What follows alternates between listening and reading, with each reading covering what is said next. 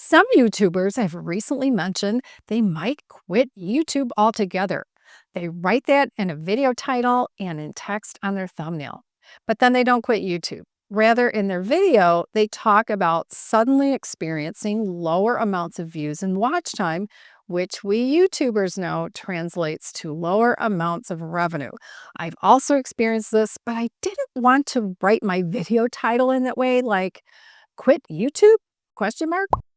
At the same time, I've had two things going on. First, like these other channels, I've experienced a severe drop in views and watch time, which follows the entire YouTube life cycle of a video from start to finish, from marketing the videos to viewers, so to speak, to actual watch time, which for us translates to revenue. Second, I'm going through my own changes in life and body at the age of 65.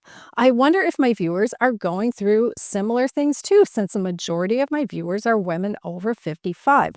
And that leads me to wonder if I should be talking about these types of things in a community oriented way where we go through these life things together. So, first, I'll show you what I mean about the changes happening on my channel. Like a lot of YouTubers in my age group, I still need to make money. Some of the other YouTubers have wondered if they need to get a different job, either full time or part time, to make up for the lost income on YouTube. To get an idea of what I mean, we YouTubers make money in a few ways. First, through what is called AdSense. Now, AdSense is a Google plan for revenue sharing through ads that Google started many years ago when people with websites could include Google ads on their sites, and Google would pay them a small amount of money for each click on an ad. Now, before Google bought YouTube, YouTube started paying channel creators for allowing ads on their videos. Then Google bought YouTube. And Google set it up so that YouTubers are paid through AdSense. And what is this payment? Well, it's called revenue ad share. Google shares the ad revenue from the ads that brands place on their videos. And I believe it's in a 55% to 45% split, where Google pays us 55% of the ad revenue. As a former accountant, the part of this that really drives me a little batty is that there's no way for me to audit how much a brand is paying Google for an ad. I just have to trust that some engagement auditor is auditing the AdSense revenue properly. Now, before Google owned YouTube, YouTube paid channel creators based on the number of views. But 5 seconds of watching a video is technically a view. So Google changed the payment to be based on watch time. We can see on our own channels in the background the amount of watch time on individual videos or on the whole channel as a whole, like for a time frame. We can also see, and you've probably seen this on other people's videos, the number of views on a particular video as well as the number of their subscribers. Now, a second way most YouTubers make money is from affiliate commissions on the sale of products. Many brands today, especially skincare brands, for example, only sell through influencers. Some have no presence in retail stores. They don't have a brick and mortar store and they don't have an online store. But other brands sell in both places. They pay us for sending them sales. Many YouTubers make 5 figures a month on affiliate commissions alone. A third way YouTubers make money is through sponsored videos where a brand pays us in cash. Now, some popular channels include, say, a 30 or 60-second ad for a product or service in the middle of their video. Others create a video dedicated to a brand's product, and the brand pays them cash for that. A fourth way YouTubers make money is through memberships. Now, this can be through Patreon or through a YouTube channel membership where members receive certain benefits for a small monthly fee. But this video thing is so much more, especially when it comes to the AdSense revenue. It all goes back to the beginning of marketing a video to viewers, and that is with something Google calls impressions. Those impressions include three things. First is search. which is when my video comes up when someone types text about a video or topic they want to find in YouTube's search bar. All of the videos that show up in a search are counted as a search impression. Then the second type of impression is called suggested. When you're watching a video on a computer, which is the best example to show you really, you'll see other videos lined up on the right side of your screen in a column. Those are all suggested videos.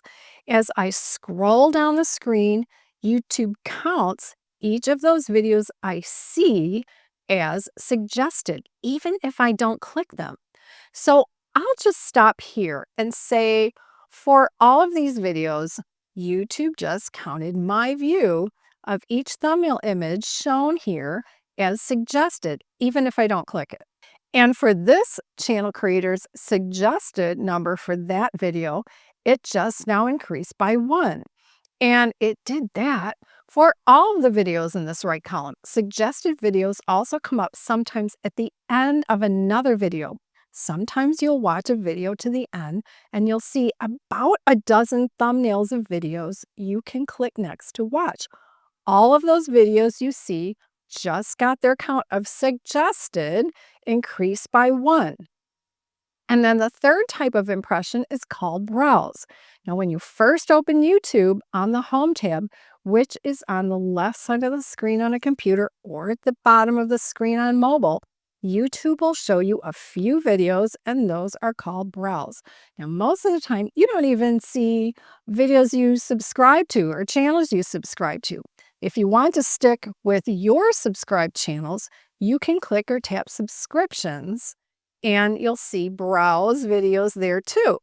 As you scroll through the browse videos, each of those videos you see are counted as one browse for that video, even if you don't click it. But the chances of you clicking one of the videos you see on browse, suggested, or search is higher just because YouTube showed you the video thumbnail and title. Therefore, all of these impressions are important. Here's the thing. You can't click a video you don't see on the screen. So YouTube adds up all of the times my videos are shown to people in browse, suggested, and search and call it impressions. Or I can see only browse numbers, only suggested data, or only search data. And I can get that data by individual video or for my entire channel for a time frame. Now, I started working with a YouTube consultant to fix some things on my channel in late 2022. I really dove into it to make changes to the channel in January to April of 2023. I was expecting to see a big trajectory in the data by May of 2023, but it came a few months later. And by trajectory, I mean increases in all of the data across the entire video life cycle. So starting with an increase in impressions, which is increases in browse, suggested, and search, an increase in the number of views, an increase in watch time, and since watch time leads to revenue, an increase in AdSense revenue. By July and August 2023, this was finally happening. The number of impressions for my channel in August 2023 was finally at 5.3 million impressions. At that time, the channel had just reached 100,000 subscribers, and I had about 700 videos. For a channel of that size, I would say that the number of monthly impressions should be between 5 million and 10 million impressions. So I was happy to finally see a trajectory. And the trajectory of the data didn't stop at the number of impressions. The number of views, the amount of watch time, and the AdSense revenue all increased at the same rate. Then we got to September and October of 2023. All of a sudden, all the numbers started going down. Nothing else on my channel changed. I was still posting videos that the data said my viewers were interested in watching, and I was posting consistently twice a week. I can show you a chart provided to me about my channel by vidIQ. Now, this chart represents the number of impressions and the number of views. The high point was August 2023, then it drops like a rock, And of course, the watch time and the revenue also dropped in the same manner for those months. I brought it up to YouTube, which we do now through a chat, and then the chat moves over to email. They just gave me ridiculous excuses for the drops. I told them they were choosing to not show my videos and impressions. If they had kept the number of monthly impressions at 5 million to 6 million, things would have been fine. So today that graph is starting to climb again, but not like before. When they hold back on the impressions, by the way, it also negatively affects my affiliate commissions. So this job isn't like a sales job where you're making full commission. Now, in a sales position like that, you learn what you need to do to sell and you do it. You can keep track of your sales. And if you make, say, 10% commission on sales and it's paid to you the following month, you'll know what you're going to be paid. But in the YouTube scenario, you can keep making videos on the topics your viewers want to see and hear about. But if YouTube decides to not show your videos to as many people as YouTube did in the past, then everything gets affected right down to your income. This is what several of us are dealing with, and this is why some YouTubers have either quit or they've mentioned they might quit because they have to earn a living to make money. That's the first thing I've been dealing with for some time. And then, as I mentioned earlier, for the second thing, I'm going through my own changes in life and body at the age of 65. I wonder if my viewers are going through similar things too, since the majority of my viewers are women over 55. I am thinking of adding more health-related videos and approaching it as a community and a discussion that we can have together. And I want to do it in a way that isn't a downer. Most of the things changing for me physically now are orthopedic, but some are related to my vision. Some are related to my hands. Now that I'm 65, I keep getting stuff in the mail suggesting that my hearing is worse, but actually my hearing is great. In fact, my hearing is so great that I wear earplugs in loud places. Now, when my mother was in her 40s and 50s, sometimes she would talk about how the old people are going on and on about their illnesses and ailments. Then fast forward several years to a family Thanksgiving with 16 people at a dinner table, and her generation was now in their, say, early 70s. And guess what? Two of them were talking about how this hurts and that hurts, and other things were going on with their bodies. And I thought, oh no, now their generation is starting to talk about their illnesses and ailments. But then immediately it occurred to me what they were really going through. Their bodies were betraying them, and it was shocking to them. So these bodies that for years had popped right back and healed from injuries and illnesses were no longer popping right back into place, but were languishing in weird pain. That's when I realized, oh, okay, I get it. Their bodies are betraying them, and that betrayal is difficult to process. So now my generation is getting their turn. Does it seem as if your body is betraying you? Mine seems to be. My YouTube consultant researched this aging phenomenon and found that most people recognize major changes happening with their body at two different ages, at 44 and then at 60. Now, I found that interesting because I skipped the one at 44. If you've followed me for a while, you know that I changed my diet when I was 38 to a whole plant food diet.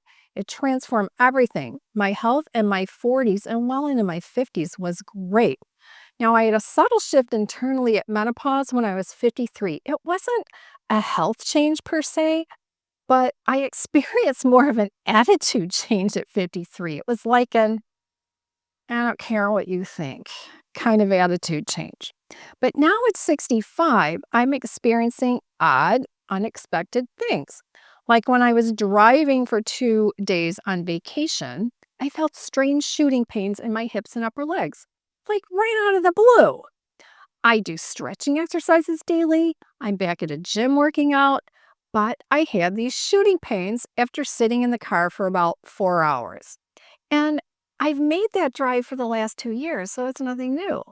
As a bit of a conundrum, I didn't have a clear idea what I wanted this video to be about or how to put it together in a way that would be interesting so that once you clicked on it and started watching, you'd want to continue watching until the end. It's taken me a few weeks to think it through. And while I do a lot of writing these days on the computer, I already know from years of writing in the past that the activity of using pen and paper engages the brain in a creative way so that we come up with better ideas, especially in the brainstorming phase of a project. So, on a sunny day, I love to sit in my sunroom in the winter to take in all of that sunshine. My little dog comes and sometimes joins me on the chair, but this day she was running around the house with her toys. I had just finished drinking a pot of tea. I sliced an apple and got to work writing notes. Now, I told my YouTube consultant that over the years of being on YouTube, I haven't gotten very personal on my videos, and she knew that. Now, it's probably because I've been concerned about stalkers, and I've received a boatload of very strange comments, mostly from men, and even some mean comments from men and women. I remember Marnie Goldberg once saying that a viewer one time showed up at the door of her house. At her house. No, that's just weird.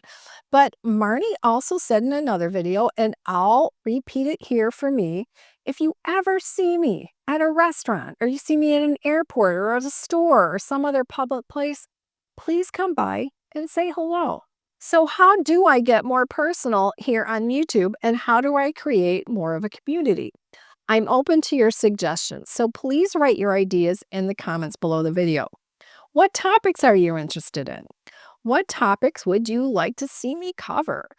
Now, I could put a poll in the community tab, but then I wonder if many people will see it.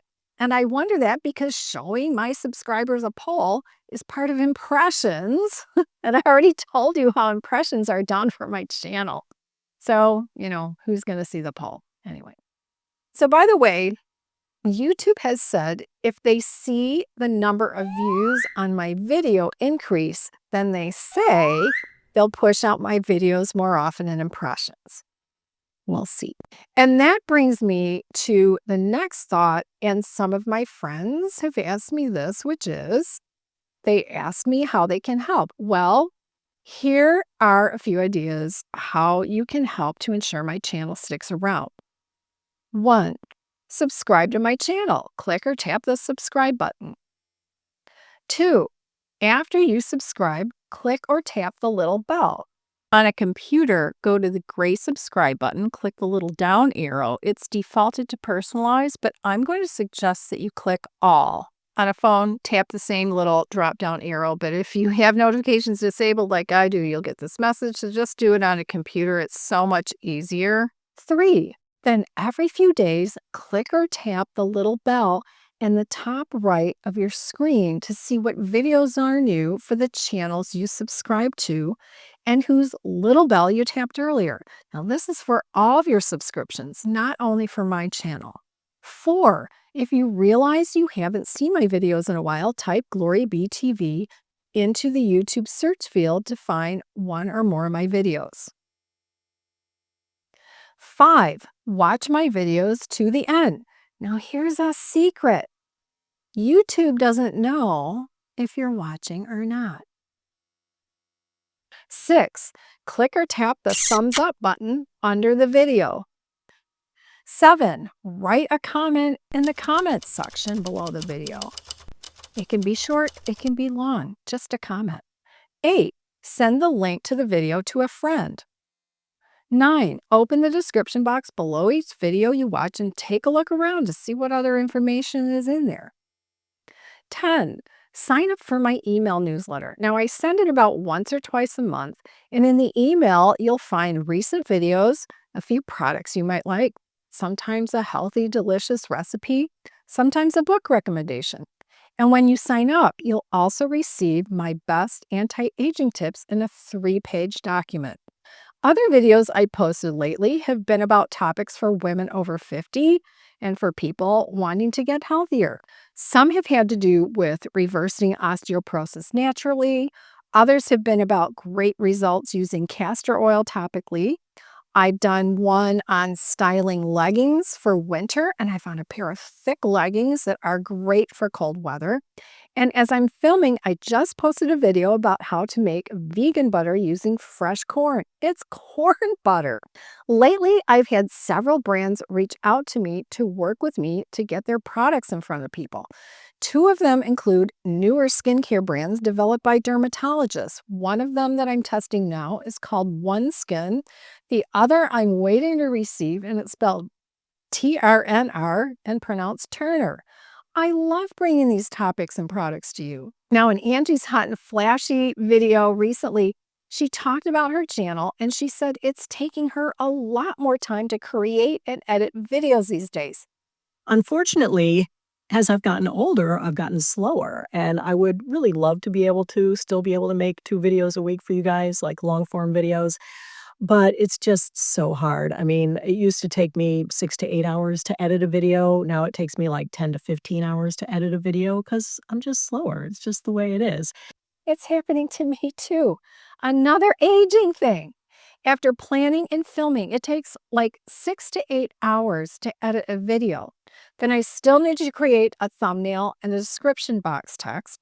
And this is all without even creating a related Instagram post. That's just YouTube. Instagram post is extra. This is a real job. With 136,000 subscribers as of filming day, I want my videos to be seen by a lot more people. I need your help to know what topics and what kinds of videos you want to see. Please let me know in the comments. Get in the habit of tapping that little bell in the upper right corner so that your favorite YouTube channel creators don't get missed or forgotten. Thank you for watching until the end. Until next time, have a great day and a great week.